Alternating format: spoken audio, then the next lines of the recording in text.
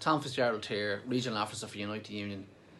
United Union's National Construction Branch has asked me to put together this video message for members to explain events earlier on this week in the High Court concerning the electrical SEO, but also to explain the implications that decision of the High Court has for the mechanical, engineering and services sector, plumbers, fitters and welders, and then the wider construction sector as well for all other workers in the sector. Events will unfold in the coming days and weeks that will give us a better sense of where we're at with it, how we should respond, and how we should deal with those events as they unfold. The judgment itself calls for, which was taken by the way by a group of electrical contractors who felt that the electrical SEO shouldn't be registered, shouldn't be in place in the way that it was. They said that the Labour Court had made mistakes ultimately and that the Minister had acted beyond his powers. But in addition to that, they said that the legislation allowing for SEOs to be enshrined in law was unconstitutional. And on all of those points, the High Court judge supported their position. The effect of that is that there's a judgment in place that says there should be an order to strike down both the electrical SEO and the governing legislation for the establishment of SEOs, and that would ultimately mean, if that was to have effect, that the mechanical, construction and electrical SEO would no longer apply.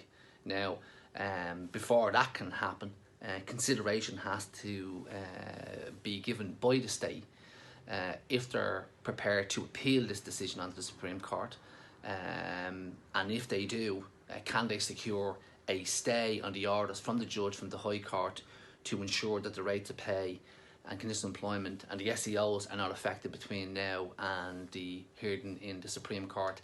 That's what we called for. In addition to that, we said if there's any obstacles or difficulties or barriers to that, the government should ensure that there's emergency protective legislation to be brought in place to ensure that the terms and conditions of employment enshrined in the SEOs are protected now and into the future. But one way or the other, from our perspective, we have to make sure that we're prepared for all eventualities.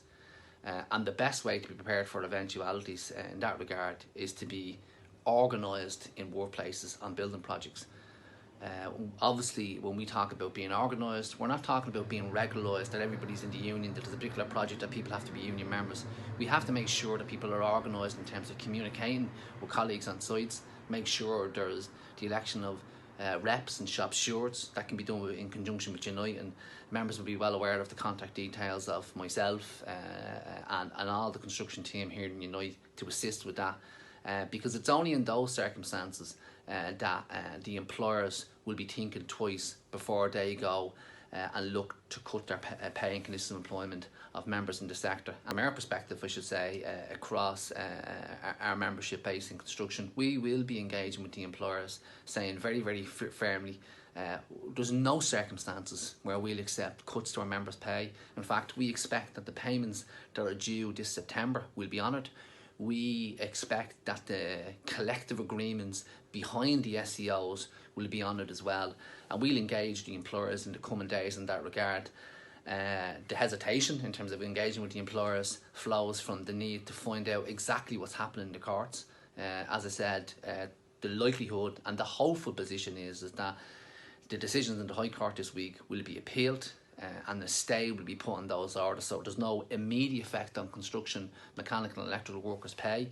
But if that's not the situation and we get sight of that in the coming days and weeks, well, we have to have a plan to respond to that. The best thing from workers' perspective is to ensure that people are members of trade unions, that we're organising as much as we possibly can be in the workplace, and that we're communicating with each other. One way or the other, we'll ensure that our National Construction Branch communicates with the membership. There's a constant communication between ourselves and shop stewards on projects. So what we'd ask members to do is to pass this video on to construction workers and impress upon them the need to be trade union members, impress upon them to be organised in the workplace.